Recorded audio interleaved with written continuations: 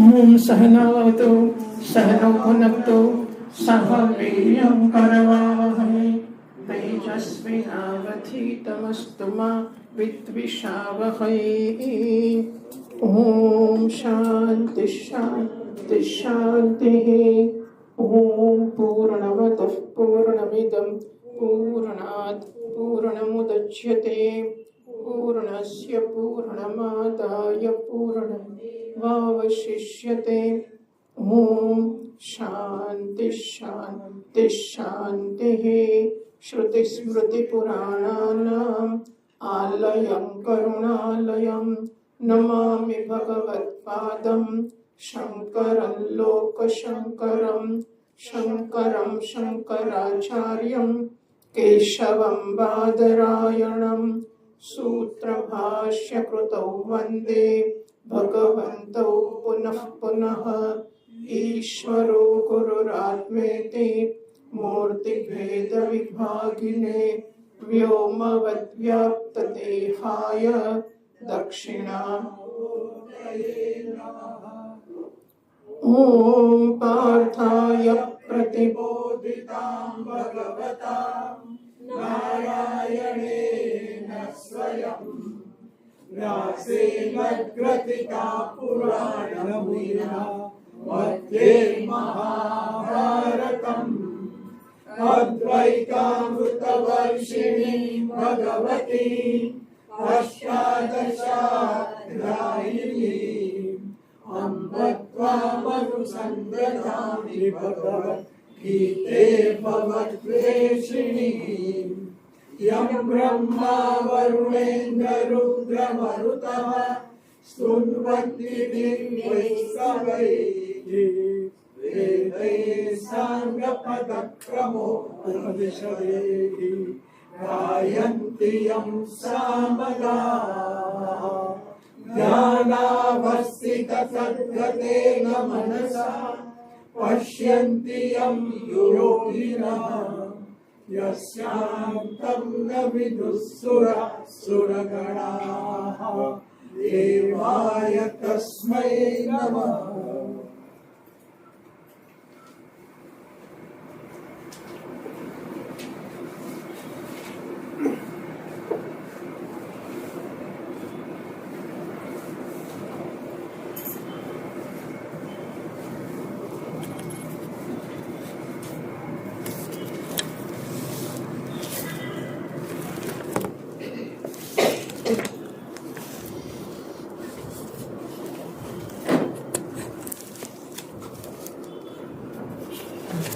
ભગવદ્ ગીતાના 18મા અધ્યાયના 61મા શ્લોકથી આપણે વાંચીએ.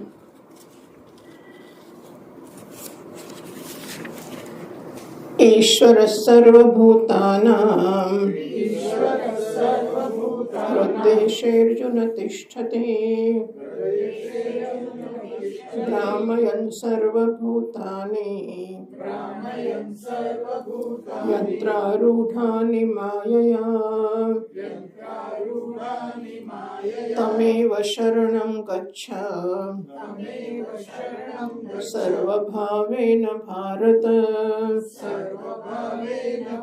તત્પ્રસાદાत् પરાં શાંતિં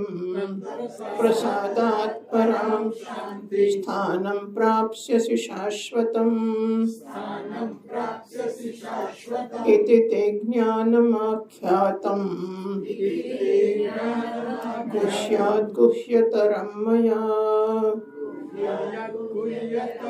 विमुच्यैतत् शेषेण यथेच्छसि तथा कुरु।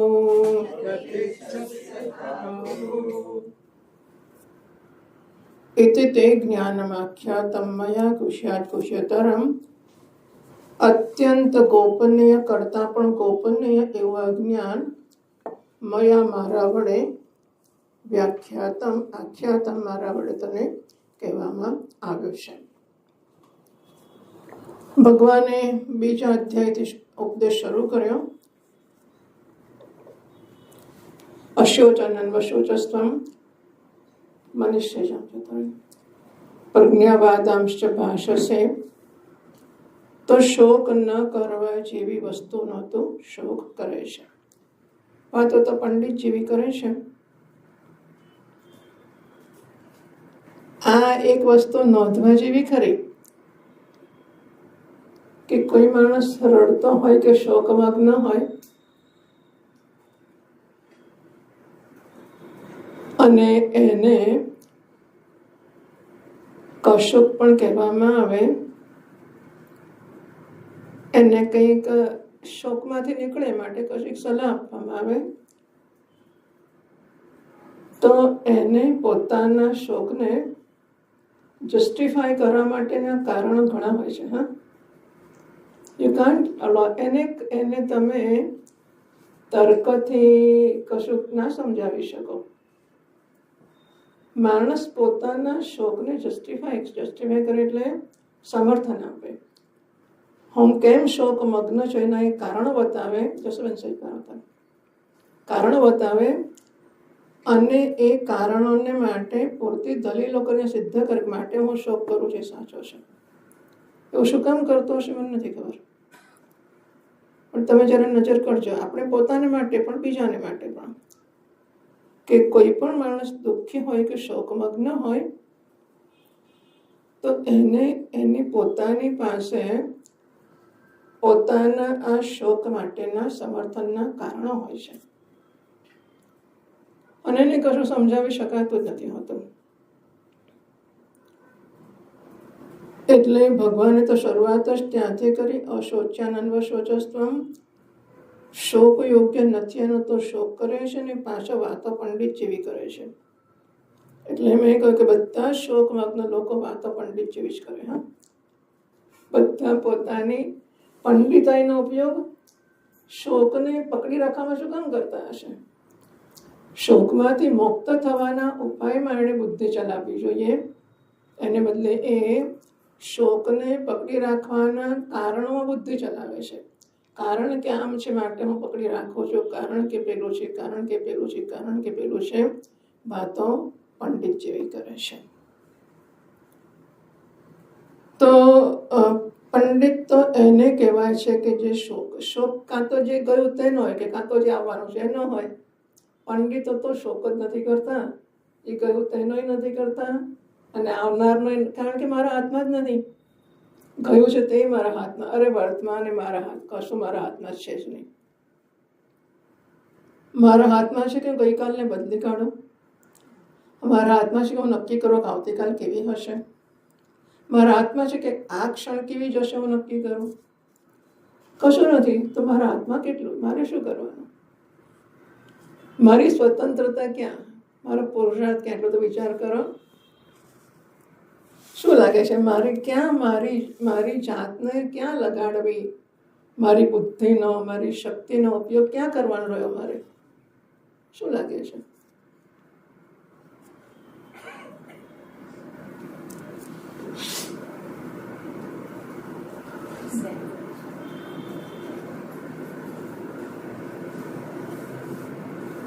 લિંગ મૂકવાની બાકી છે.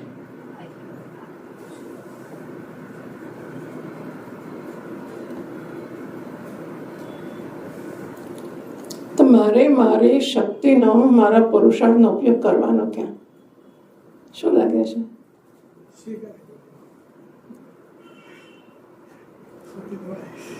ક્યાં ઉપયોગ કરવાનો?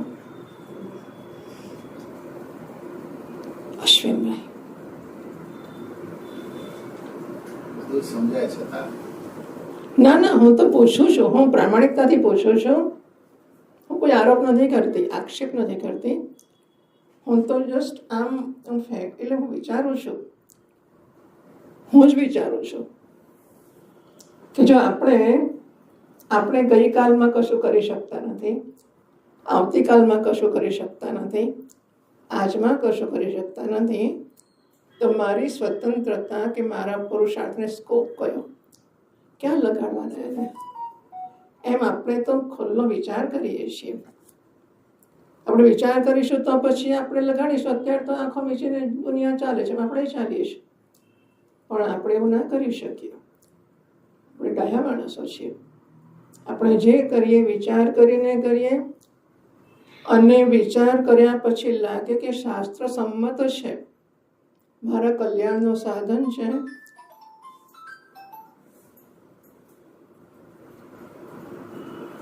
મારા કલ્યાણનું સાધન છે, તો જ કરીએ, નહીં તો ના કરીએ. હવે આપણે એટલે તો ડાયા ખરા ને, આપણે જે કરીએ પહેલા પૂછીએ કે આ કરવું યોગ્ય છે કે નથી.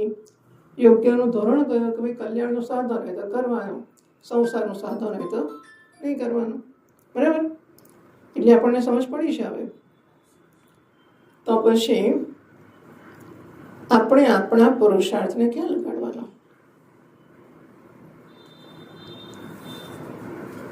હાજી, તર્કબદ્ધવાદ એવી કહે છે કે તો અહીંયા આવીને માઇક લઈ લે ને તો બહુ સારું. પેલી ખુરશી લઈને આવતો ને.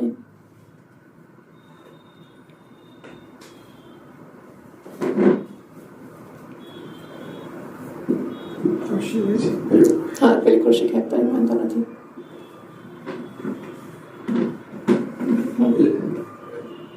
જે વાંચ્યું જાણ્યું એમાંથી તર્ક તો એવું કહે છે કે જે તમે વાત કરી એનું મૂળ કારણ તો રાગ દ્વેષ જ છે.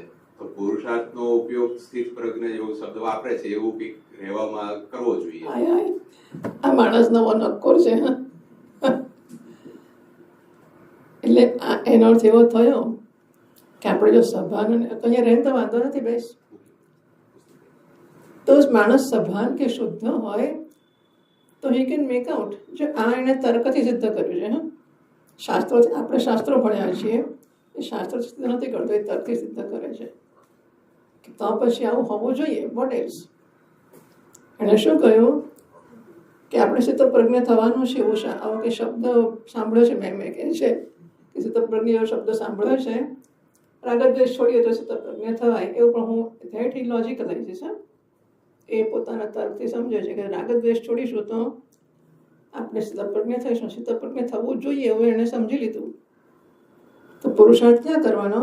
રાગદ્વેષ છોડવાનું કરવાનો. હવા બહુ સરસ. બીજું કઈ?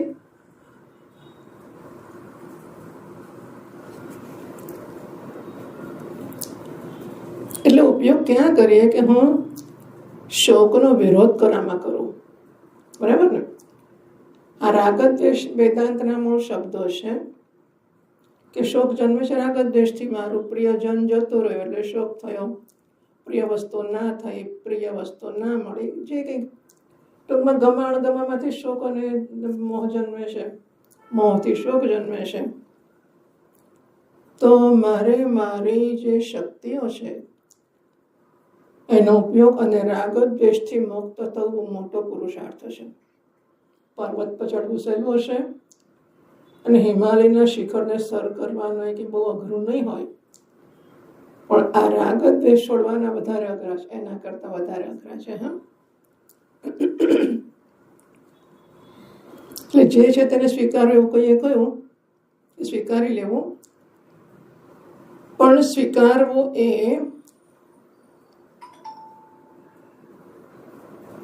ફોન બંધ કરવાનું કહું તને હું.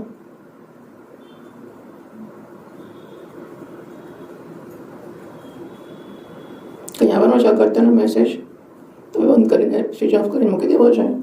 મૂકી દઈએ, હવે સ્વિચ ઓફ કરી દો. છે કંઈ આવવાનું છે તો હાથમાં પકડીને બેસવાની શી જરૂર પડે છે? પણ ખાસ છે કે શું તમને કે છે કંઈ તો બંધ કર ને. પણ આમ બંધ કરવામાં શું વાંધો છે? લેને પર નજર રહેવી જોઈએ એવું જરૂરી છે?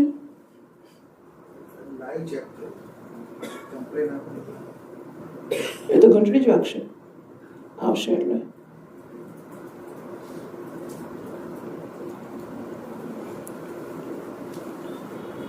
તો મને જે કહેવામાં આવે એ વસ્તુ હું રાગદ્વેષ છોડવા જોઈએ, સ્વીકારી લેવું. એટલે હું સ્વીકારી લો કે તમે ફોન બંધ કરી લો. તમને એમ લાગે છે કે ફોન બંધ કરી અહીંથી બંધ થશે. જે કંઈ આની વાત નથી કરતા આપણે, પણ જે કોઈ વ્યક્તિ ફોન પોતાનો ચાલુ રાખીને બેસવા માગે જ છે એને એનું જે કારણ હશે તે તમે બંધ કર્યો કે નહીં, બંધ કર, બાજુ મૂકી દે, ખિસ્સા મૂકી દે, તમને લાગે છે કે કિસ્સા મોક્ષે પછી અહીંથી એ કિસ્સા મોક્ષે નહીં મૂકે ને. એટલે સ્વીકાર આ છે કે તમે મચી પડો કે ચાલ બંધ કર એટલે કર્યો, જો પાછો હાથમાં આવી ગયો. તૃપ્તિ શું છે? કંઈ ગરબડ છે તો કેમ હાથમાં લેવો પડે છે? શું છે ને?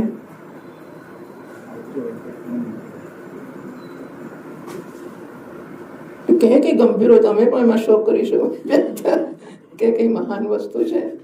હર્ષ કરવા જોઈએ તો હર્ષ કરીશું, શોક કરવા જોઈએ તો શોકમાં જોડાઈશું, નહીં તો બાજુએ મૂક. તમને શું લાગે માણસ સતત આમ કર્યા કરે તો ગીતા સાંભળી કેવી રીતે શકે માણસ? તો શું કામ તારો બગાડે છે ભણવાનું? હું હાથમાં જ રાખીશ ને ખુલ્લો જ રાખીશ. મુબારક છે તમને. તો સ્વીકાર એ શબ્દથી ભલે થાય, અંદરથી નથી થતો હતો. વચ્ચે એક બહુ વર્ષો પહેલાં મેં સાંભળ્યું હતું કે એક છાપા બાપા બહુ વર્ષો પહેલાં કે વડોદરા કોઈક જગ્યાએ કોઈક માણસનો બાપ મરી ગયો. એણે પહેલું કામ એ કર્યું ગાયત્રી માળા કરતો બંધ થઈ ગયો કે બાપ માથા પર રોજ કે કર એટલે હું કરતો હતો. જેવો બાપ મર્યો ગાયત્રીની માળા છોડી દીધી. આ સ્વીકાર કહેવાય. એક મહાત્મા એમના ગુરુજીની પાસે, ગુરુજી વેદાંતી હતા, એટલે આ માણસ વેદાંત ભણતા હતા. આ માણસ એ મહાત્મા છે, બહુ જાણીતા મહાત્મા છે અત્યારે. એ વેદાંત ભણતા હતા કારણ કે ગુરુજી વેદાંતી હતા. જેવા ગુરુજી ગયા શરીર છોડીને એ દાડથી એમણે બ્રહ્મ સત્યમ જગત સત્યમ શરૂ કરી દીધું. બરાબર? તો સ્વીકાર આવો હોય છે કે તમે કહો એટલે તમારા પર ઉપકાર કરવા પૂરતો હું સ્વીકારું, મારી અંદર મારું ના બને. અને જ્યાં સુધી મારું ના બને ત્યાં સુધી એ ખાલી લિપ સર્વિસ અથવા કોઈના પર ઉપકાર કરવા પૂરતું જ રહેશે. શિક્ષક પર ઉપકાર કરો, શાસ્ત્ર પર ઉપકાર કરો, ગુરુજી ખુશ થશે, ગુરુજી ખુશ થશે, ગુરુજી ખુશ થશે. ગુરુજીના જીવતા સુધી અથવા ગુરુજીની સામે છો ત્યાં સુધી દરવાજાની બહાર છે એટલે તારી જ માણસ કરો. એટલે ભગવાન કહે છે એતદ વિમૃશ્ય.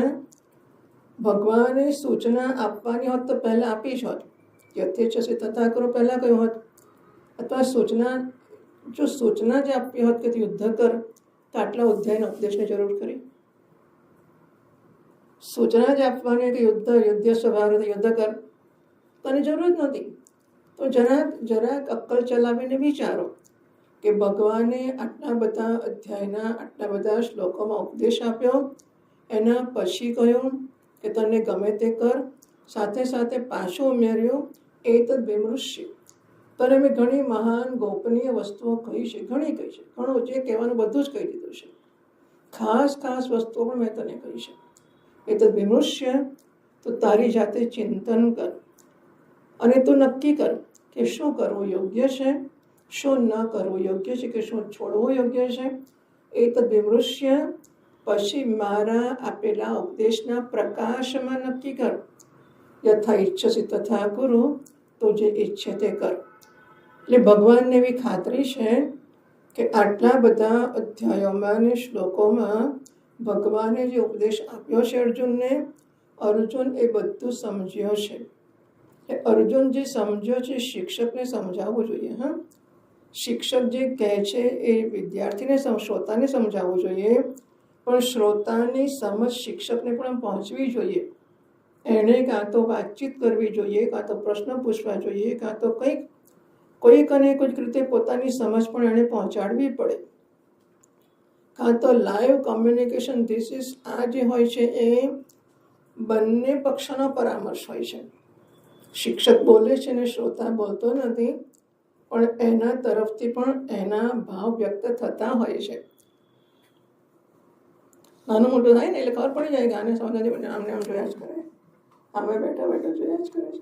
તમે ગમે તે કહો તો કશો ભાવ જ ના આવે. એટલે પછી ખબર પડે કે આ કંઈક કશી ગરબડ છે, ત્યાં તો બીજી દુનિયામાં છે.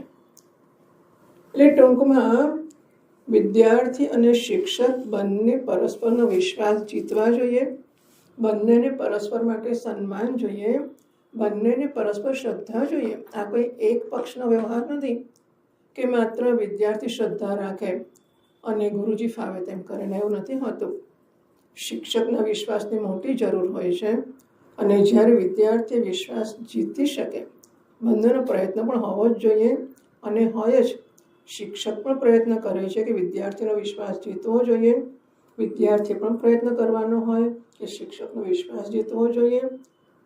એવું છે કે પરસ્પરનો એક સંવાદ સધાય ને તો શિક્ષક જે વસ્તુ, કારણ કે શબ્દો તો માધ્યમ છે.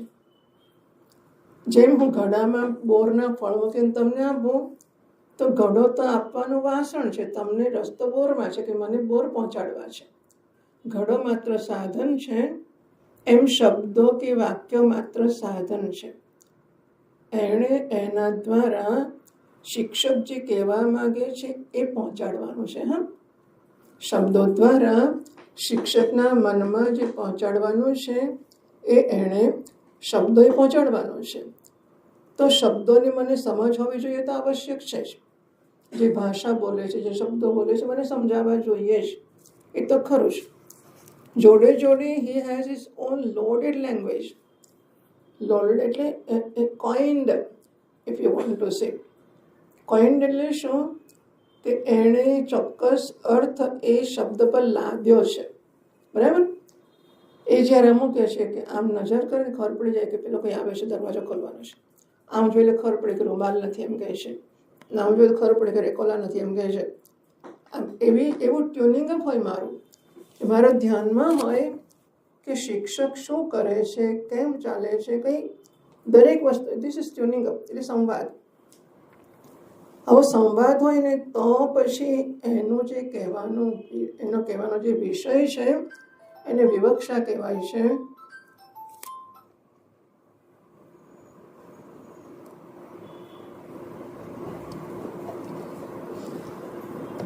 એને તૃપ્તિ કંઈ હોય તો કે ને, તો પછી કેમ આટલું બધું તું ચલાવ્યા કરે છે? બંધ કર ને.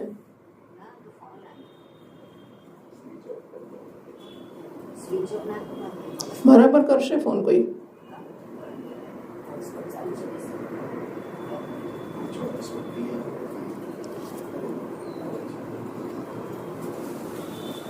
ચાલ તો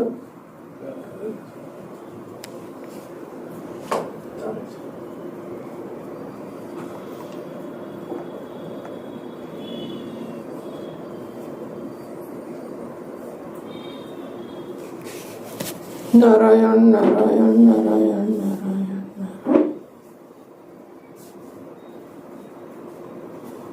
ગોળ ગોળ ફરેશ મારામાં તો.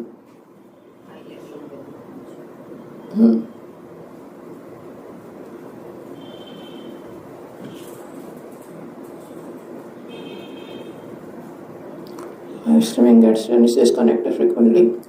વારંવાર ડિસ્કનેક્ટ થઈ જાય છે, એવો મેસેજ છે.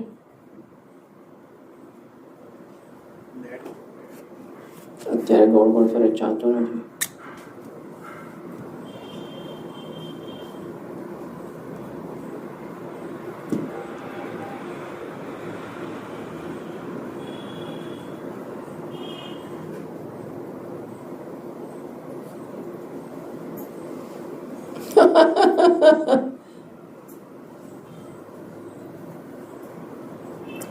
એ મને નહીં પૂછવાને, તમારું જ કામ.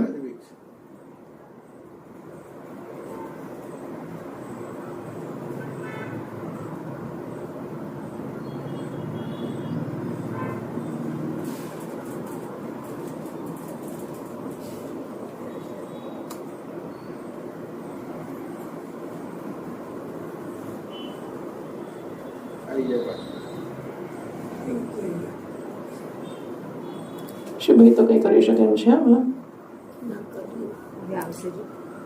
નથી આવતું. મારામાં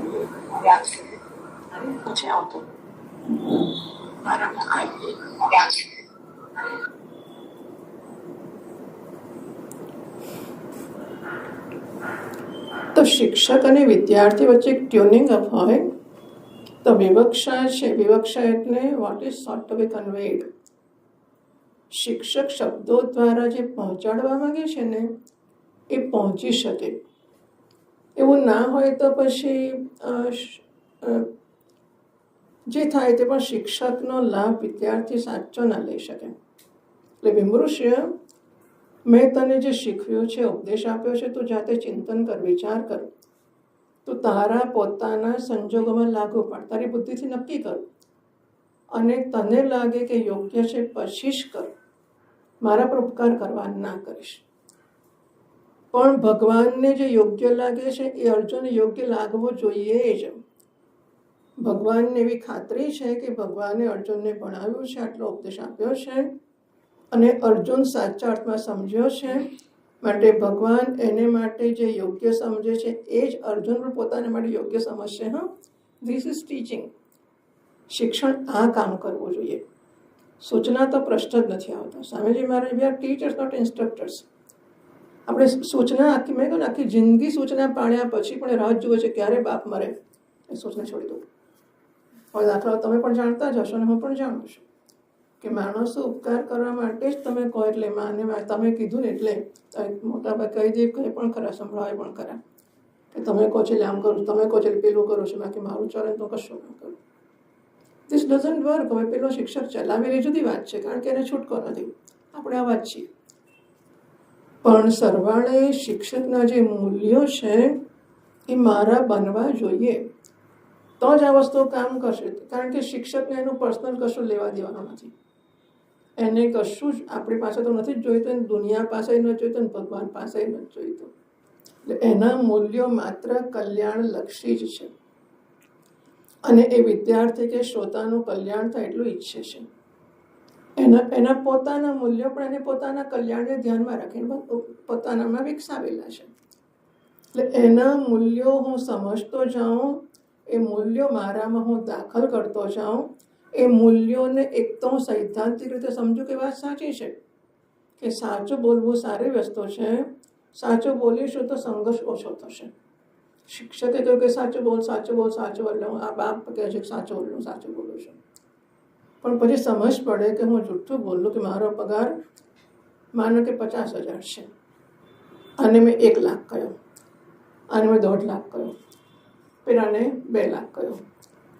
અમારે સતત ધ્યાન રાખવું પડે કે નહીં કે આને આ 3 ભેગા ના થવા જોઈએ, અને આને મારે યાદ રાખો, આને 1 લાખ કહ્યો હતો, અને હું ભૂલી જાય કે આને 1 લાખ ને આને તો શું. સત્ય ન બોલવામાં જે સંઘર્ષ થશે, અંદર જે વ્યક્તિત્વનું ખંડન, સ્પ્લિટ પર્સનાલિટી, વ્યક્તિત્વનું ખંડન થશે, એ હાનિ મને પહોંચશે, શિક્ષકને કે પિતાને નહીં પહોંચે જેણે સત્યમ વદ કહ્યું છે. એટલે સત્યમ વદ બાપે કહ્યું કે શિક્ષકે કહ્યું કે સાચું બોલ, હું સાચું બોલવાનું શરૂ કરું, ભલે પણ ઇન પ્રોસેસ હું સમય જતાં શીખતો જાઉં કે સાચું બોલવાના મને ગેરલાભ કયા છે નહીં બોલવાના, અને સાચું બોલવાના લાભ કયા છે હું સમજું, પછી હું મારી ગરજે સાચું બોલું. એ અગત્યનું છે કે જે હું કરું એ મારી ગરજે કરું, એને આત્મસાત કરું મૂલ્યને, ને પછી એને હું જીવું. સ્વીમૃષ્ય અશેષેણ, ભગવાન કહે છે મેં તને જે ઉપદેશ આપ્યા છે તેને પૂરેપૂરા તો સમજ, એના વિશે ચિંતન કર, અને પછી તારી ઈચ્છા પ્રમાણે કર.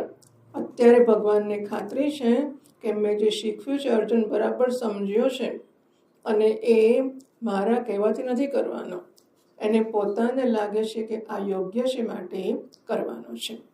એ તો પહેલા અધ્યાયમાં જ કહી દે ને, પેલો કહે કે ભાઈ માર તો તોષણીમ બભુવ, માર તો યુદ્ધ નથી કરો, નયોચ્છેતિ ગોવિંદ મુક્તા તોષણીમ બભુવ, યુદ્ધ નહીં કરે એમ બોલીને ચૂપ થઈ ગયો. હવે જેવું જ હોય તો પછી ભગવાન પહેલે દાડે કીધું તો તારી મરજી, હું ક્યાં તને લઈ આવ્યો હતો, તું મને લેવા આવ્યો હતો, અને તારા કહેવાથી યુદ્ધ કરવામાં મને હું આવ્યો છું, તું કહેતો પાછળ જઈને ઊંઘી જઈએ, એમાં શી મોટી વાત છે. ત્યારે કહી શક્યો હોત ને ભગવાને ના કહ્યું, ત્યારે યથેચ્છસે તથા કરો. 18મા અધ્યાયમાં જ્યારે ખાતરી થઈ કે અર્જુન મારા ઉપદેશને સમજ્યો છે, અને એના કલ્યાણ માટે જ, યુદ્ધ માટે નહીં. ભગવદ્ ગીતા અર્જુનને યુદ્ધમાં પ્રેરવા માટે નથી, ભગવદ્ ગીતા હિંસાને સમર્થન આપવા માટે નથી, ભગવદ્ ગીતા ધર્મયુદ્ધ માટે નથી, ભગવદ્ ગીતા તો મોક્ષશાસ્ત્ર જ છે. સર્વ કર્મના સંન્યાસ દ્વારા મોક્ષની પ્રાપ્તિ માટે જ ભગવદ્ ગીતા છે, સ્પષ્ટ છે. પણ સંન્યાસનું સાધન સ્વધર્મનું પાલન છે, નિષ્કામ ભાવથી સ્વધર્મનું અનુષ્ઠાન છે. એ સર્વ કર્મ સંન્યાસનું સાધન છે, આમ મારી જવાબદારીનો હાથ ઊંચા કરી દો કે હું નહીં કરું. એ કે સંન્યાસ કે ત્યાગ નથી, આ તો અંચય છે, એ મને ક્યાંયનો નહીં રાખે. આ વસ્તુઓ સમજાવવા માટે બહુ બહુ મોટા પુણ્યો જોઈશે. એ કશું સમજાતું જ નથી હોતું. અને માણસ જીવતા લગીને ફાવે તો કરે, ફાવે તો ના કરે. એ તુક્કા ઉપર કે પોતાના વાસનાઓ કે આળસ ઉપર જ ચાલતો રહેશે. એટલે સ્વધર્મ એટલે શું એ મને તો લાગે સમજાતું નહીં હોય. અને સમજાયા પછી હું શેનો કરું? કશું આ બધી ભગવદ્ ગીતાની મોક્ષ તો બહુ દૂરની વાત છે. પણ મારે માટે શું કરવું ધર્મ સ્વધર્મ છે, શું છોડવું સ્વધર્મનો ત્યાગ છે, સ્વધર્મનું પાલન કઈ રીતે મારા કલ્યાણનું સાધન છે, સ્વધર્મનો ત્યાગ કઈ રીતે મને હાનિકારક છે, સ્વધર્મનું પાલન સ્વાર્થથી કરવામાં શું છે, નિસ્વાર્થ ભાવે કરવામાં શું છે. ઓહો કેટલા તબક્કા છે. સરવાળે અપેક્ષિત એવું છે કે સ્વધર્મનું પાલન હું કરું જ, એક પણ વાર એમાંથી ચ્યુત થયા વગર, નો ડેવિએશન. આમાંથી 90% ને 80% એવું કશું નથી. વેદાંતની એક વ્યવસ્થા છે ભાઈ, તો 100% જ બધું થાય છે. વેદાંતમાં 99% કશું જ થતું નથી. અંતઃકરણ શુદ્ધિ 100% જોઈએ, રાગ દ્વેષનો ત્યાગ 100% જોઈએ, સ્વધર્મનું પાલન 100% જોઈએ, અને સર્વકર્મ સંન્યાસ 100% જોઈએ, અને જ્ઞાન 100% જોઈએ, અજ્ઞાન 100% જવું જોઈએ. થોડું રહી જાય એનાથી કશું કામ નથી થતું. એટલે માણસમાં આ સમજ જન્મે કે મારે સ્વધર્મ મારો શો છે, અને સ્વધર્મનું પાલન મારે કરવું જ જોઈએ, અને એ નિસ્વાર્થ ભાવે નિષ્કપટ ભાવે કરવું જોઈએ. એમ કરતાં કરતાં કર્મના સંન્યાસ માટે તૈયાર થશે. તો કર્મનો સંન્યાસ એનામાં જ્ઞાનની વ્યવસ્થા જન્માવશે. અહીં ટીકાકાર મહારાજ તો વ્યવસ્થિત રીતે આખી પ્રક્રિયા સમજાવે છે. અશુદ્ધ અંતઃકરણ સમુક્ષો મુમુક્ષુ મોક્ષની ઈચ્છા જન્મે છે, પણ અંતઃકરણમાં અશુદ્ધિઓ પણ છે. સમજી શકાયો છે. માણસ છે ને જેવી રીતે બધા જન્મે ને જીવે એમ એ પણ જન્મ્યો અને જીવ્યો છે. એનામાં પણ અશુદ્ધ એટલે રાગ દ્વેષ, અશુદ્ધ એટલે ગમા ને અણગમા, અશુદ્ધિ એટલે આમ નહીં કરો તેમ, પછી વાંધાન બચકાને બધું આપણી ભાષામાં આ બધું અશુદ્ધિમાં આવે. અને શિષ્ટાચારનું પાલન વગેરે ભાગવત સાંભળતા હશે કોઈ તો ઘણું બધું હમણાં જ આવી ગયું ને. નારદજીની કથામાં, નારદજીના પૂર્વચરિત્રમાં કેટલી બધી વસ્તુ આવી ગઈ. બહુ સુંદર છે ભાગવતની કથાઓ, પણ તમે તો વ્યસ્ત લોકો છો એટલે કોઈ સાંભળતા દેખાતા નથી. સૌ સોના નસીબની વાત છે. હું તો સાંભળું છું, કારણ કે મારે જરૂર છે સાંભળવાની, મને ગમે છે. આપણે ભાગવત મૂકીએ છે ખબર છે? તો તમે સાંભળો છો? ના, કેમ? સગડી સાંભળે છે? બહુ સરસ. હા, તમે સાંભળો છો, જસુબેન સાંભળે છે. અદ્ભુત વસ્તુ છે. તમે કલ્પના કરો એના કરતાં અનેક ઘણી ઉત્તમ વસ્તુ છે. આ બાળકે સાંભળે છે, 4-5 જણા સાંભળે છે, સારી વાત છે. તો એમાં બધા બહુ સુંદર દૃષ્ટાંત આવે છે કે નારદજી છે 10 વર્ષનો બાળક છે, કેટલી ગુરુજીની સેવા કરી છે. સવાર ઉઠે ત્યારથી સેવા કરવાની, ને ખાવાનું આપે તો ખાવાનું, ના આપે તો નહીં ખાવાનું. કે હું તો ગરીબ માણસ છું, હું તો સેવક છું, નોકર છું, દાસીન છોકરો છું, હું તો આપે તો જ ખવાય ને. 4 મહિના સેવા કરીને ગુરુજીને પ્રસન્ન કર્યા એણે. તો આ બધી વસ્તુઓ તો અપેક્ષિત છે જ. આપણે તો એમાં જ કશેથી તૈયારી ના હોય, બધે જ ખૂણે અંચી રાખવાની, તો પછી તો આગળ ચાલવાનું કેટલું અઘરું હશે.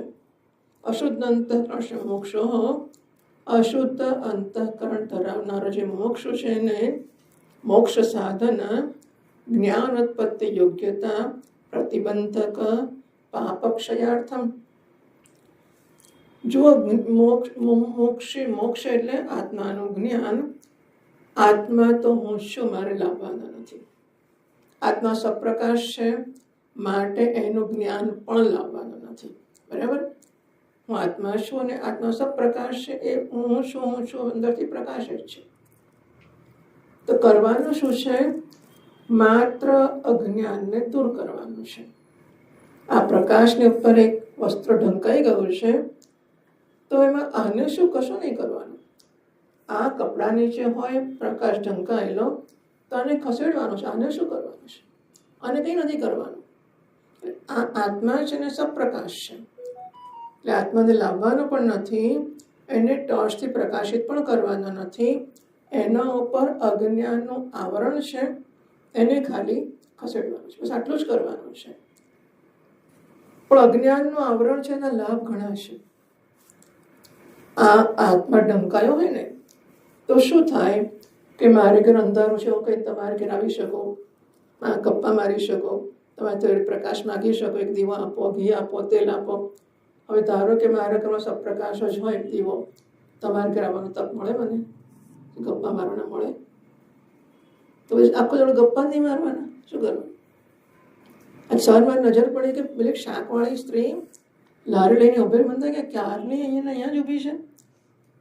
તો કોઈ હવે બધા બંગલાઓ તો શેઠાણીઓ જ હોય ને, તો કોઈ ઘરની શેઠાણી કલાક સુધી, અડધો પોણો કલાક તો થયો જ હશે વાતો કરે એની જોડે. ધેન એટલે આઉટલેટ, બધા લોકોને પોતાના અંદરથી કાઢવા માટે જગ્યા જોઈતી હોય છે. તો એ શાકવાળી જોડે ખાસો વખત વાતો કરતી હતી. આવું બધું હોય છે, આ જરૂરિયાતો હોય છે. સપ્રકાશ આત્મા અંદર જમા જેમ પ્રકાશ તો હોય, વાતો કરવા મળે આવી? ના મળે ને. કે જુઓ, અજ્ઞાન આપણને ગમે છે. અજ્ઞાનને કારણે સંસારના ભોગો ભોગવવા મળે છે, સંબંધો રાખવા મળે છે, વ્યવહારો કરવા મળે છે, ખાવા પીવા હરવા ફરવાનું મળે છે. આત્માને મળે આવું કશું? જીવાત્માને મળે. આપણને જીવાત્મા થવાનું ગમે કે પરમાત્મા થવાનું ગમે? લાભ તો દાદા કોણ તે? જીવાત્મા દાદો થાય કે પરમાત્મા થાય? દાદા થવાનો લાભ તો જીવાત્માને જ મળે ને, બરાબર છે? એટલે આ કંઈ મોટું અઘરું નથી કે અજ્ઞાનને છોડવું. અજ્ઞાનને છોડવામાં કશું અઘરું નથી. અઘરું ક્યાં છે? અજ્ઞાનથી મળતા જે લાભ છે ને, એ લાભમાં મને ઘણો રસ છે અને એ મારે છોડવા નથી. એટલે હું કહું કે બહુ વેદાંત બહુ અઘરું છે. બધા લોકો ગમે તેટલું ભણાવો ને ગમે તેટલું ભણે, સાંભળે, હા હા કરે, બધું જ કરે, છેલ્લે જાણે શું કે બહુ અઘરું છે વેદાંત. આમાં સાચું બોલજો, આમાં કશું અઘરું છે ના સમજ પડ્યું છે. અઘરું શું છે? વિવેક, અને વિવેકથી જન્મતો વૈરાગ્ય. મને સમજ પડે કે શું અને શા માટે, તો પછી મને ખબર પડે કે મારે પ્રકાશ માટે ભીખ માંગવાની જરૂર નથી.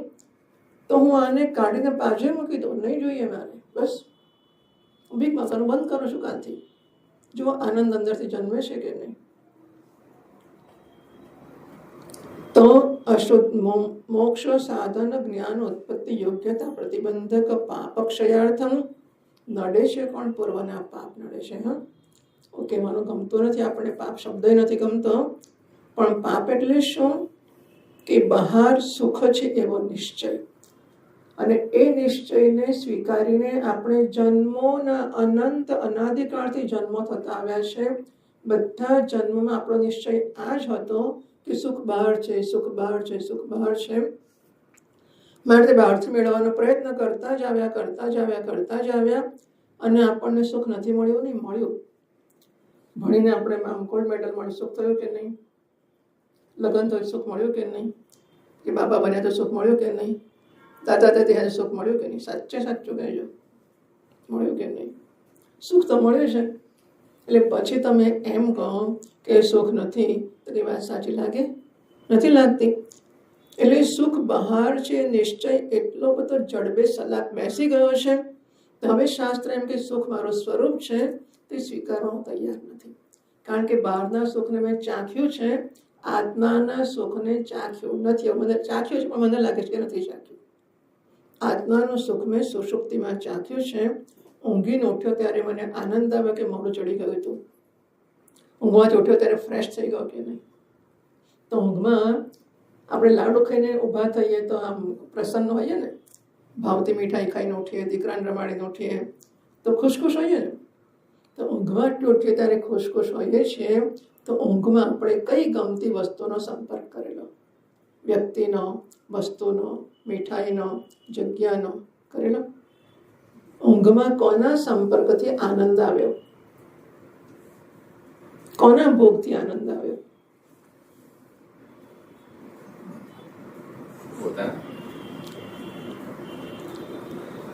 જો ઊંઘમાં પોતાનો જ આનંદ આવતો હોય તો હું જાગ્યા પછી હોઉં છું કે નથી હોતો? ઊંઘમાં રહી જઈશ. તમે હમણાં કહ્યું હોય તો છે, પણ ડિસ્ટ્રેક્શન વધારે હોય છે. એટલે હું તો છું જ ને. અને જો ઊંઘમાં હું આનંદ સ્વરૂપ હોઉં તો જાગીનો આનંદ મટી જાઉં, તો જાગ્યા પછી આનંદ જ છું. એટલે મને મારા આનંદ સ્વરૂપનો અનુભવ છે. ખબર નથી એટલે શાસ્ત્ર આપણું ધ્યાન દોરે છે. બહારના લોકોને ખબર નથી, આપણે શાસ્ત્રો કાને પડ્યા છે એટલે સમજી શકીએ છીએ કે મારું સ્વરૂપ આનંદ છે એનો અનુભવ મને સુષુપ્તિમાં થાય છે. સુષુપ્તિમાં કોઈ સમય, દેશ, કાળ, વસ્તુ, વ્યક્તિ કશું જ નથી. કેવળ હું, મારા મન, બુદ્ધિ, શરીર પણ પહેલવાન છે માટે ખુશ છું, બુદ્ધિમાન છે માટે ખુશ છું, ધનવાન છે માટે ખુશ છે પણ નથી. ઊંઘમાં આમાંનું કશું પણ નથી. હા, જેના માટે હું જાગ્રત નવટ મારું છું એ બધું જ નથી. કેવળ હું છે અને એ આનંદ છે. તો જાગ્યા પછી એ આનંદ કેમ ના હોય? હું તો છું જ. તો એ હું આનંદ ઊંઘમાં છું તો જાગીને કેમ નથી? બરાબર. એટલે હું છું જ, હું આનંદ જ છું, જાગીને પણ છું. પણ મેં ટેવ પાડી દીધી છે કે બહાર સુખ છે, બહાર સુખ છે, બહાર સુખ છે, એ છોડવું જ નહીં. એટલે વેદાંતમાં પાપ આને કહે છે. હા, વિષયને અંદર સુખ છે એવો નિશ્ચય જાળવી જ રાખવો, એમાંથી છૂટવું જ નહીં. અને માણસના હાથમાં નથી એવું લાગે છે કે માણસ તો વિવેક નથી કરી શકતા, વૈરાગ્ય નથી દાખવી શકતા, એટલે પછી આપણે એને પાપ કહીએ. પણ પાપ એટલે આટલું સમજવાનું કે બહિર્મુખતા. પાપ એટલે આનંદની પ્રાપ્તિ માટેની બહિર્મુખતા. આમ તો દ્વૈત એટલે, પણ દ્વૈત એટલે શું ખબર છે? આનંદ બહાર છે કેવું એટલે દ્વૈત, આનંદ હું છું એટલે દ્વૈત. નહીં, આટલું જ, બીજું કશું નહીં. દ્વૈત અને અદ્વૈતથી મોટી વસ્તુઓ નથી. અદ્વૈત એટલે હું આનંદ છું. દ્વૈત એટલે આનંદ પેલા ફૂલમાં છે, આનંદ પેલા પક્ષીમાં છે, આનંદ મારા દીકરામાં છે, આનંદ પત્નીમાં છે, પૈસામાં છે. આ દ્વૈત થઈ ગયું. એટલે હું આનંદ છું, પણ એને આડે પ્રતિબંધ કરનારા પાપોના ઢગલા પડ્યા છે.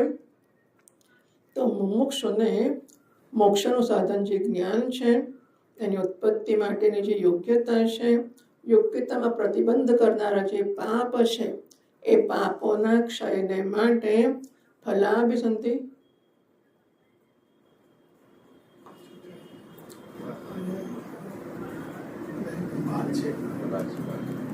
અવાજ ક્યાંકથી આવે છે? ફલાભિસંધિ પરિત્યાગેના. તો આ જે પાપ મને નડે છે ને, પાપ એટલે બહિર્મુખતા, એમાંથી બચવાનો એક જ રસ્તો છે કે હું સ્વધર્મનું પાલન, વર્ણાશ્રમ ધર્મ અનુષ્ઠાન, ફલાભિસંધિ પરિત્યાગેના ભગવદર્પણ બુદ્ધ્યા વર્ણાશ્રમ ધર્મ અનુષ્ઠાનમ. તો ફળની અભિસંધિ એટલે મને મળે સતત આ ચિંતા કે શું કરું તો શું મળે, શું મળે તો શું કરું, આટલું મળે તો આ કરું, પેલું મળે તો પેલું. કેટલી હદના આપણે એટલા હાડકા આખા હોય છે, ખબર નહીં. આપણે સોદા વગર પગલું ભરી જ નથી શકતા. હું બેઠેલા હું ટેકો તે માટે આટલું આમ ના થવું. હા, આટલેથી આટલું ના થાય કે મળશે શું. આમ બેઠા બધું આટલું જરા બહાર જશો, કેમ શું છે, આટલું કરીને પૂછે ને કેટલા હાલે ને એમાં શું જવું, એમ ના જવું. સવાલ જ નથી આવતો. ખબર નહીં કેટલો શરીર માટે પ્રેમ હશે કે શરીરને કષ્ટ આપવું જ નહીં, શરીરને. આઈ ડો નોટ નો. હવે આ તમો ગુણને ઉઠાડવા માટે પછી કર્મણ્યવાધિકારસ્તે કહેવું પડ્યું કે ઉઠને કામ કર, ડફણાથી કામ કર. એને કહ્યું કે ફળ તને મળશે, સ્વર્ગમાં અપ્સરા મળશે ને આ મળશે ને પેલું મળશે, કામ કર. એટલે માણસ ઉઠે ને સ્વર્ગની અપ્સરા માટે કરે. પછી કે અપ્સરા મળી ગયા, હવે શું પાછો પડે. એટલે આટલા બધા તમોગુણી માણસને ગીતા, મને નથી લાગતું ગીતા કંઈ કરી શકે, દેખાતી નથી કરતી. તમો ગુણમાંથી જરાય માણસ ઉઠતો કે હાલતો ચાલતો નથી હોતો. ફળ માટે નથી કરતો, ફળ વગર તો છોડો જ. ફળ આટલું મળશે કે બધા હવે, કારણ કે ખાધે પીધે સુખી જ લોકો. તમારા ફળની કે પ્રસાદમાં એક કેરી તમે આપશો તો ના આપતા, લો જો નથી જોઈતી, આ ટોપલા બહુ પડ્યા છે. એટલે ફળ પણ લલચાવતું નથી હોતું સાધકોને. એટલે પછી સાધકો શેને માટે તમારું કહેલું માને કે તમારી માટે કર્મ કરે? આઈ ડો નોટ નો. પણ ફલાભિસંધિ પરિત્યાગેન, ફળની અભિસંધિનો ત્યાગ કરીને ભગવાનને અર્પણ કરવાની બુદ્ધિથી વર્ણાશ્રમ ધર્મનું અનુષ્ઠાન આ જ સાધન છે. અંતઃકરણની શુદ્ધિનું આ જ સાધન છે, જે અશુદ્ધિ જ્ઞાન પ્રાપ્તિ આડેના પ્રતિબંધને દૂર કરવા માટે મદદરૂપ થવાનું છે, પાપનો નાશ કરનારું છે. પણ એ પાપના નાશને માટે પહેલું શ્રવણ કરીશ એટલે નહીં થાય. મારે અશુદ્ધિને દૂર કરવી પડશે અને પ્રતિબંધ કરનારા પાપોથી છૂટવું પડશે. તો જ, કારણ કે જ્ઞાન તો છે જ. મેં કહ્યું એમ જ્ઞાનને લાવવાનું છે, આ દૂર કરવાનું છે. આની ઉપર એટલા થર જામેલા છે કે આ ખસવા માંગતું જ નથી. એટલે મારે એને સ્વાર્થ એટલે શું? અજ્ઞાનને ટકાવી રાખવા માટેનો પ્રયત્ન. એવું થયું ને, સ્વાર્થ એટલે શું? અજ્ઞાનને જાળવી રાખવાનો હેતુ મારો, કે મારે અજ્ઞાન છોડવું નથી. હા, તો સ્વાર્થ મારે માટે જ કરીશ, તમારા માટે નહીં કરું, ભગવાન માટે નહીં કરું, હું મારા શરીરને સુખ આપીશ. તો એને અજ્ઞાન જાળવવાનો પ્રયત્ન એવું કહેવાય કે શું કહેવાય? શરીરની સુખાકારી પર જરા પણ હું આંચ ના આવવા દઉં તો એને શું કહેવાય? સ્વાર્થ કહેવાય કે નહીં? એ સ્વાર્થ એ ખરો સ્વાર્થ થાય કે મારી એ સ્વાર્થનો હાનિ કરનાર છે કે લાભ કરનાર છે? બરાબર છે. એ અજ્ઞાનને ટકાવી રાખનારી વસ્તુઓ છે. પણ હવે આ બધું ખબર નહીં કે દાડે સમજાશે. ટૂંકમાં સેવા કરીશું નિષ્કામ ભાવથી તો શુદ્ધિ આવશે. ત્યાં સુધી તો જે કરવું હોય તે કરવાનું. ચાલો, જેટલા જન્મો જશે એટલા ફલાભિસંધિ પરિત્યાગેન ભગવદર્પણ બુદ્ધ્યા વર્ણાશ્રમ ધર્મ અનુષ્ઠાન. એ થયા પછી તતઃ શુદ્ધાંતઃકરણસ્ય, એનાથી અંતઃકરણ શુદ્ધ થશે. શુદ્ધ થશે એટલે શું? કે એને આ વસ્તુ જરા સમજાતી થશે. હા, સમજાવવા માટે બુદ્ધિની જરૂર ઓછી છે, બુદ્ધિની શુદ્ધિની જરૂર વધારે છે. જેટલી બુદ્ધિથી આપણે ખાઈ પીને જીવીએ છીએ એટલી બુદ્ધિ તો બહુ જ છે. આપણે ઘણા બુદ્ધિમાન લોકો છે. એ બુદ્ધિની ખોટ નથી, પણ બુદ્ધિની શુદ્ધિની ચોક્કસ ખોટ છે. બુદ્ધિમાં એટલી અશુદ્ધિ છે કે એ પોતાના અજ્ઞાનને પકડી રાખવાને સ્વાર્થ સમજે છે. આ મોટી અશુદ્ધિ છે. એ શુદ્ધ અંતઃકરણ થશે તો વિવિધ ઉત્પત્તો, એનામાં બ્રહ્મને જાણવાની ઈચ્છા જન્મ. બ્રહ્મ શબ્દ ભલે ના આવડતો હોય, પણ આપોઆપ જ આ સંસારના વ્યવહારો માટે એને જરા અણગમો પણ નહીં તો સંતોષ જન્મે. બહુ વ્યવહાર કર્યા, બહુ ખાધું પીધું, બહુ લગ્નમાં ગયા, બહુ આવી પર્યાપ્ત અલમ બુદ્ધિ જન્મે. બહુ કર્યું, બહુ બસ હવે મારે લગ્નમાં જવું નથી, હવે બેસણામાં જવું નથી, હવે વ્યવહાર કરવા નથી, બહુ બધું કરી નાખી, કર્તવ્ય ને બધું જ પૂરું થઈ ગયું. હવે છોકરાને એમનું જીવન જીવવું હોય તો જીવે, ને એમના છોકરાએ જેને જે કરવું હોય તે કરે, મારું કામ પૂરું થઈ ગયું છે. આવું જન્મવું બહુ જ મોટા પુણ્યનું ફળ છે. શુદ્ધ અંતઃકરણ આને કહેવાય છે. ત્યારે પછી હવે એને જન્મ છે નાવપટ. હવે મારે મારું કલ્યાણ કરવું છે, તેને મુક્ત એટલે જન્મ મરણ ચાલ્યા જ કરે, એમાંથી છૂટવાનો કંઈ રસ્તો ખરો? એવું જન્મે અંદરથી. હા, તો બીજું કંઈ ખરું કે આ જ બસ ખાઈ પીને જન્મ લેવાને મરવાને આ જ જીવન છે કે બીજું કશું છે? તેને જાણવાની ઈચ્છા છે. અને વિવિધિશા ઉત્પત્તો ગુરુ ઉપસૃત્ય, તો પછી ગુરુ પાસે પહોંચે છે. જ્ઞાન સાધન વેદાંત વાક્ય વિચારાય. જ્ઞાનનું સાધન વેદાંતના વાક્યનો વિચાર છે. વિચારથી જ જ્ઞાન જન્મે છે. શ્રવણથી માહિતી જન્મે છે. હા, હું સાંભળું ને એનાથી માહિતી જન્મે છે કે આ જગ્યાએ શેરડીનો રસ મળે છે, એ માહિતી છે. હું ત્યાં જ્યારે જઉં ને પીવું તો ખબર પડે કે વાત એ જ્ઞાન કહેવાય. કાને પડે માહિતી કહેવાય. તો જે સાંભળું છું એ માહિતી છે. શુદ્ધ અંતઃકરણમાં જ્યારે અંદર ઉતરતું જાય અને જીવનમાં આવતું જાય એવો વિચાર થાય ત્યારે બ્રાહ્મણસ્ય સર્વકર્મ સંન્યાસ, ત્યારે બ્રાહ્મણ સર્વકર્મનો સંન્યાસ કરે છે. તતઃ ભગવદ એક શરણતયા, પછી ભગવાનનું એકનું શરણ લઈને વિવિધ દેશ સેવિત્વમ અરતિર્જન સંસદે. અહીં પણ કહી ગયા બુદ્ધ વિશુદ્ધયા યુક્ત્ય વિયુક્ત સેવી લઘ્વાશી અથવા કાય માનસ. 18 છેલ્લા બધા શ્લોકો કયા. 13 પણ કયા જ્ઞાનના સાધનોમાં એકાંતમાં રહેવાની ઈચ્છા જન્મે. જ્ઞાન સાધન અભ્યાસાત, જ્ઞાનના સાધનનો અભ્યાસ કરે. શ્રવણ મનન નિધિધ્યાસ નહીં આત્મ સાક્ષાત્કાર ઉત્પત્ત્યા. તો શ્રવણ કરે છે ગુરુજીના મુખથી. મનન એટલે એના ઉપર એ ડ્વેલ કરે છે, ચિંતન કરે છે કે શું ભણાવ્યું હતું, એ સાંભળ્યું એનાથી મારા જીવનમાં હું એવું જીવું છું ખરો કે મારે એમાં કંઈ વિરોધ છે, મારે મારામાં કંઈ ફેરફારની જરૂર છે. આવું સમજવું, વિચારવું, આ મનન છે, નિધિધ્યાસન.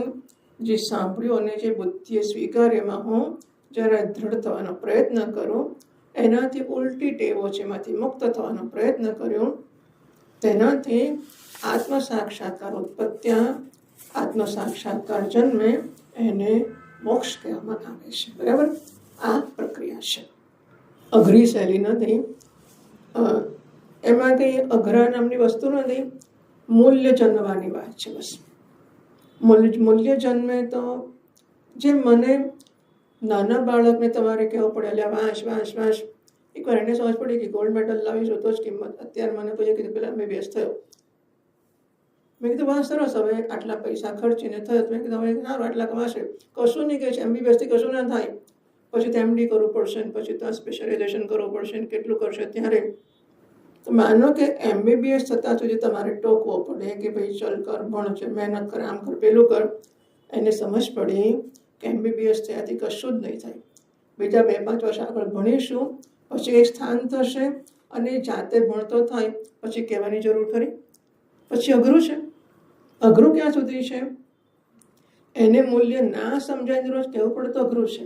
એને પોતાને મૂલ્ય સમજાવ્યું એકવાર કે મારે નહીં ભણો તો કિંમત નથી, આ બધું નકામું જ હશે, પછી કહેવાની જરૂર નથી. પછી અઘરું નથી, પછી સહેલું છે. ભલે ને બહુ કલાક મહેનત કરવી પડતી હોય, બહુ જાગવું પડતું, બહુ વાંચવું પડતું હોય, વ્યક્તિને પોતાને ઉત્સાહ હોય તો અઘરું નથી.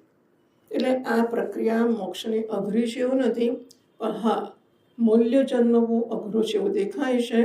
અને મૂલ્ય જન્મ્યું હોય તો પછી એની પ્રાપ્તિ માટે જે કરવું પડે તે કરવું પડે. એમાં શું તમે લોકો નથી કરતા? તમે તો બધા કેટલા જિંદગીમાં કેટલા તમે શિખરો સર કર્યા હશે. વાહ, ગૃહસ્થ લોકો બહુ બહુ જ મહેનત કરતા હોય છે. નોકરી શરૂ કરવી, અરે ભણવું, લગ્ન કરવું, બાળકને જન્મ આપવો. તમને લગ્ન કરતા મેં તો કીધું ને કે કેટલી વાર કેટલી મુશ્કેલી કે કેવું નીકળશે નહીં. બંને પક્ષે ચિંતા હોય છે કે કેવું નીકળશે, કેવું ચાલશે. પછી અને યુ કેન ચેન્જ. પછી આમાં કંઈ આમ 2-5 વર્ષ બી આપણને નહીં ફાવે એવું કશું ના થાય. પછી આજ તક આ જન્મ તો પૂરો જ થઈ ગયો અને પછી બાળક કેવું આવશે? Nobody nose. બહેરું આવે તો શું, અપંગ આવે તો શું, અને નહીં માનો કે બધું સરસ ભણે નહીં તો શું, ભણીને તોફાની નીકળશે તો શું. મેં જોયો છે છોકરો કે જન્મીને પેલું ચપ્પુ લઈને દાદાની પાછળ દોડે, દાદા હિંચકાની ગોળ ગોળ ફરે ને પેલો છોકરો ચપ્પુ લઈને પાછળ ફરે. આવું નીકળે તો શું? આ બધા તમે લોકો નથી જોખમો લઈ લઈને ઝંપલાવતા, ખરું કે નહીં? તો તમે કેટલું કરી શકો? ગૃહસ્થ લોકો તો કેટલું કરી શકે છે. નોકરી કરવી એટલે શું? કેટલા વર્ષ કરવાની નોકરી હોય? કેટલા વર્ષ ગયા હતા? 40 વર્ષ. અને ઘણા તો 60 વર્ષે નિવૃત્તિ ના હોય પાછી. હા, તો તમે શરૂ કરો ત્યારથી 50 વર્ષ 60 વર્ષ લગીને તમે લાગી રહેશો નોકરીને. હે ભગવાન, કેટલું મોટું કમિટમેન્ટ નથી? રોજ સવાર પડે 9 વાગે, હવે તો 9 થી 9 ને હા. પહેલાં તો નોકરી એ સુખની હતી કે 11 થી 5 કે 6 હતી, એટલે મિલમાં જાઓ, ખાઈ પીને જાય માણસ, અને સાંજે આવીને હાથ પગ ધોઈને સ્નાન કરીને ખાઈ શકે. તો 2 ટાઈમ ઘરના લોકો ભેગા બેસીને જમતા હતા કમસે કમ, એટલું તો હતું. અને સમય સચવાતા હતા. અત્યારે તો ટિફિનનો ટાઢું ખાવાનો, 9 થી 9 ની નોકરી હોય ને શું, એટલે ગમે ત્યારે કાઢી મૂકે પાછું, જાત જાતની વસ્તુઓ હોય. છતાંય માણસો નથી કરતા. એ સહેલું છે કે અઘરું છે? સહેલું છે કે અઘરું છે? સહેલું છે કે અઘરું છે? અઘરું છે. તો એ લોકો કરે છે ને, હસતા મોઢે કરે છે કે રડતા રડતા કરે છે?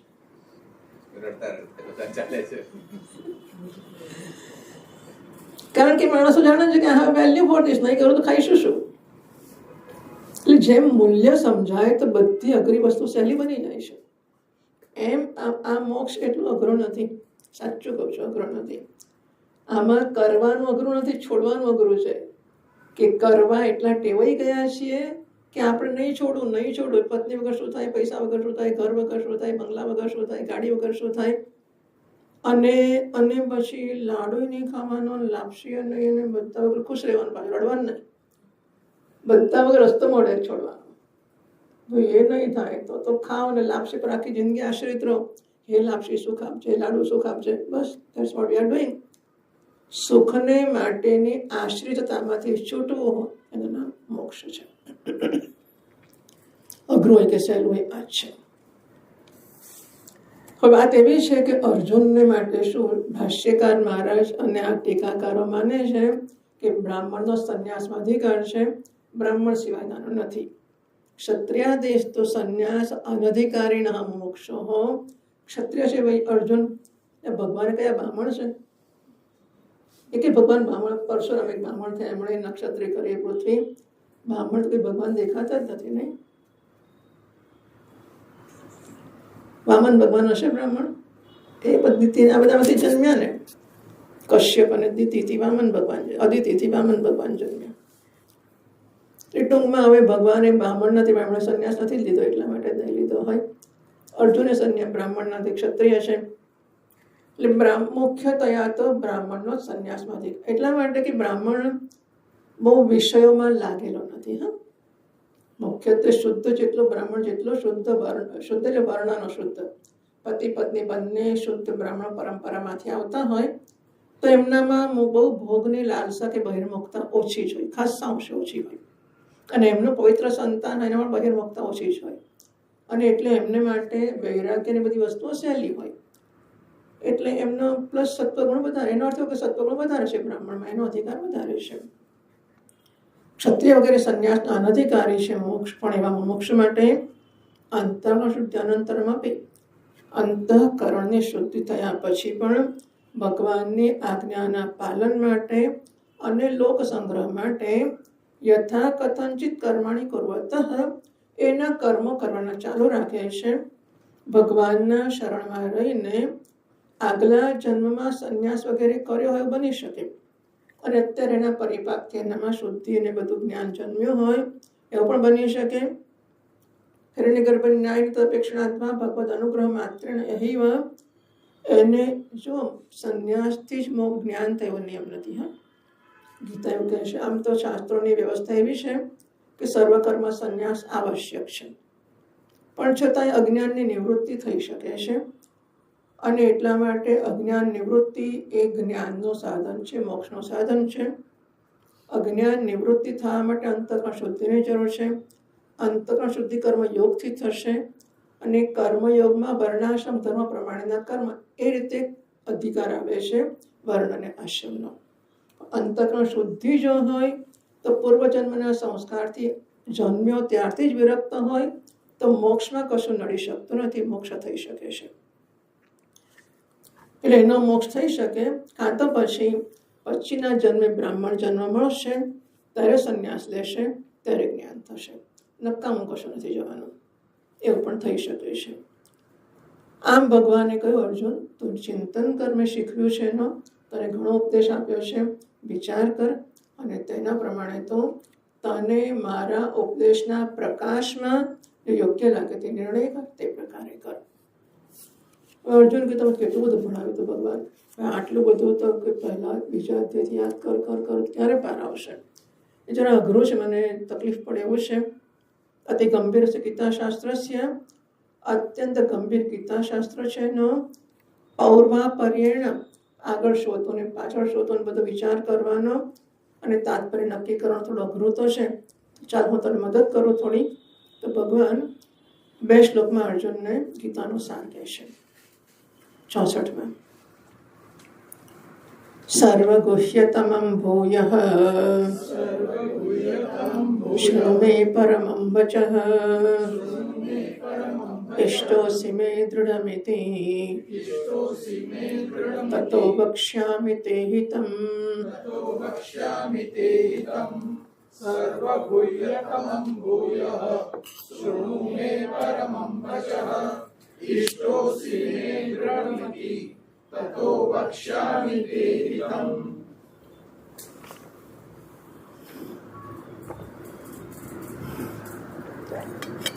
અર્જુન, મારા વચનથી તો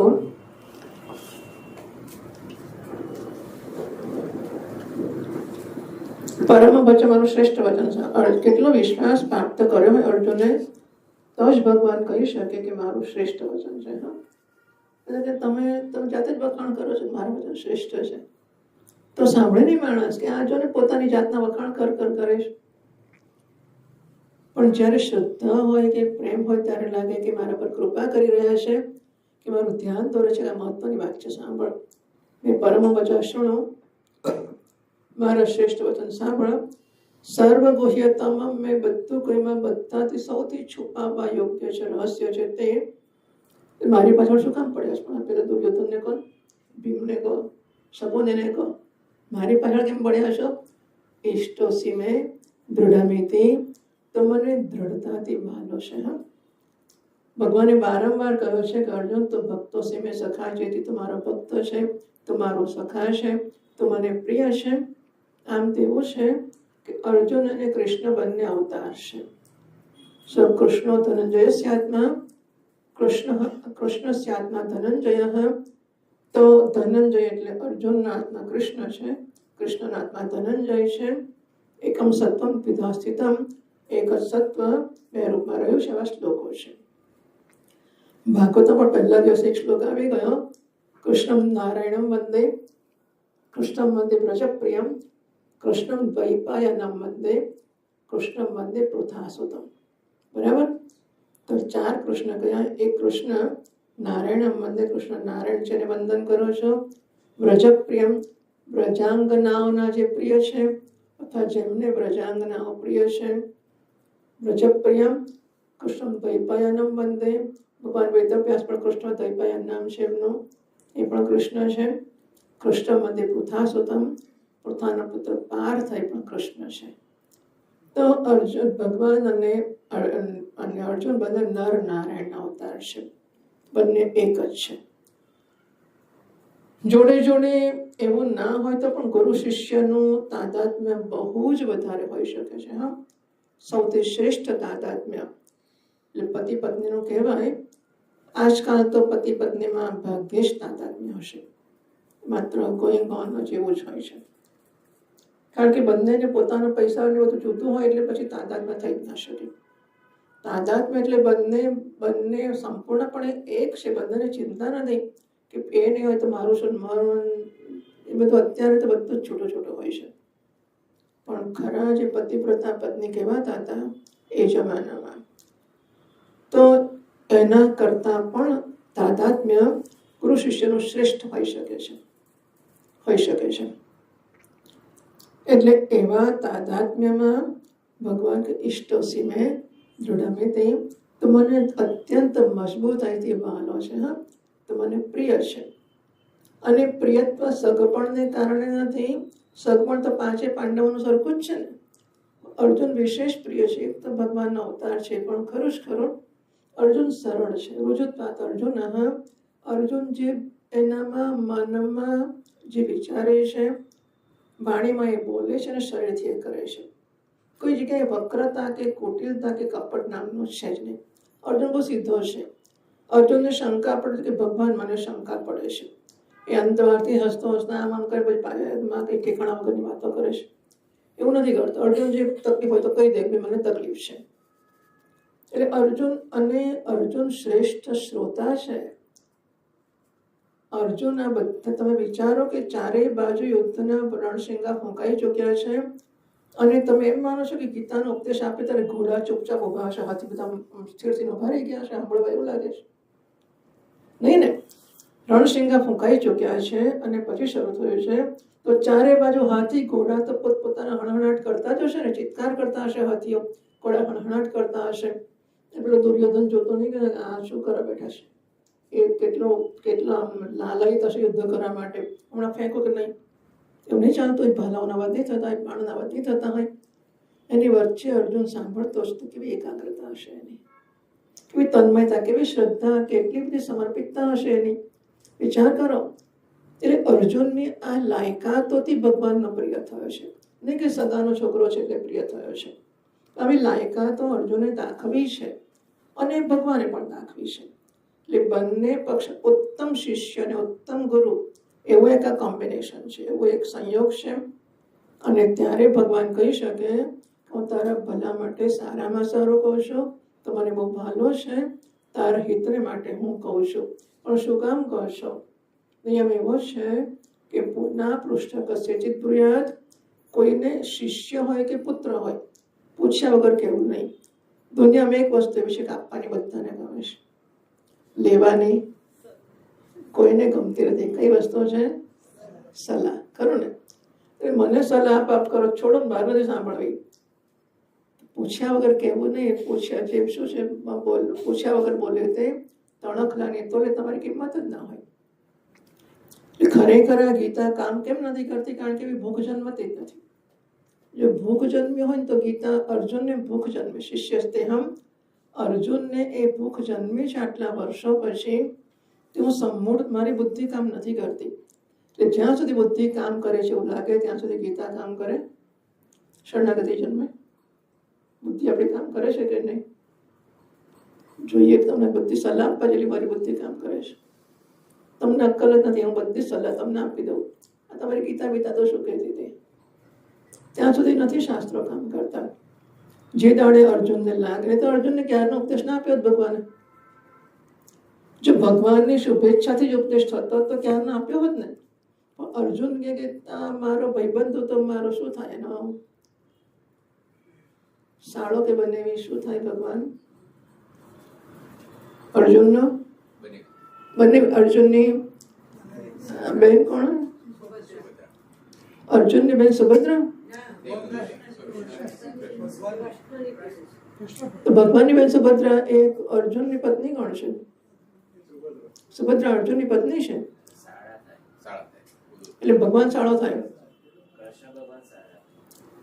તો ભગવાન સાળો થાય તો આ સાળોમાં હું ઉપદેશ આપવા નીકળ્યો છું. જ્યાં સુધી અર્જુનને એવું ના લાગે કે મારી બુદ્ધિ બહેર મારી ગઈ છે અને મારે સલાહની જરૂર છે અને તમે એક ક્ષમતા ધરાવો છો ઉપદેશ આપવાની, એવું ના લાગે ત્યાં સુધી શાળાના ઉપદેશને અર્જુન સાંભળે, બનેવી સાંભળે ખરો? શાળાની હિંમત છે કે એની સામે બોલે અક્ષર? ખરી વાત છે ને? તમે જો શાળા બનેવી છે ત્યાં સુધી નથી થયો, ગુરુ શિષ્ય થયા પછી ઉપદેશ અપાયો છે. અને શિષ્યત્વની જાહેરાત એણે સ્પષ્ટ કરી કે મને લાગે છે કે મારી બુદ્ધિ બહેર મારી ગઈ છે, મને સમજ પડતી નથી, આપના શરણે આવ્યો છું, આપને મારું શાસન કરવા, શિષ્ય તેમ સાધી મારું શાસન કરવા માટે પ્રાર્થના કરું છું. અને શાસન કરો ત્યારે હું ચૂપચાપ હાજી કહીશ. તો ગુરુજી કામ કરી શકે ને. તો જ્યાં તે ટાંગડ આવે જ કરે તો કેવી રીતે કામ થાય? બરાબર. અર્જુને આ લાયકાત દાખવી છે અને માટે બંને વચ્ચે એવું ટ્યુનિંગ અપ છે. અને ભગવાન કહે છે તો બહુ ભાલો છે, હું તને તારા કલ્યાણ માટે કહીશ. જોઈશું આગળ.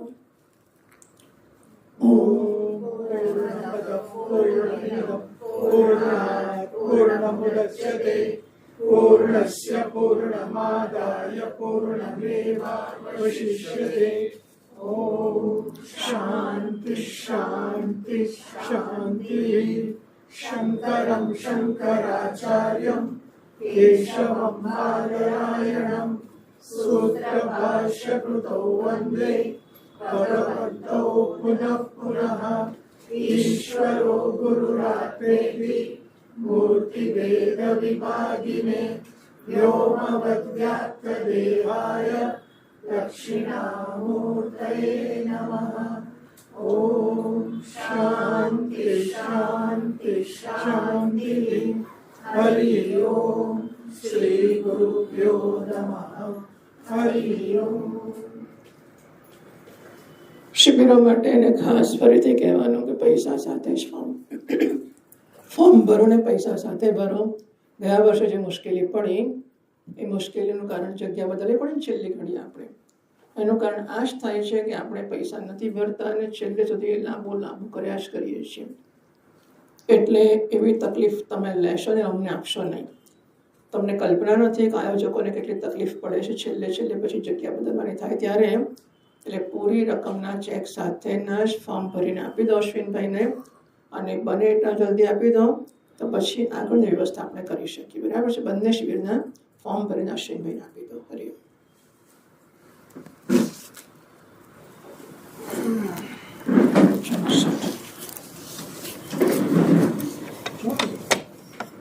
તો કાલે સવારે ચાલુ રાખીએ છીએ આપણે, કાલે સવારનો સત્સંગ ચાલુ રાખીશું.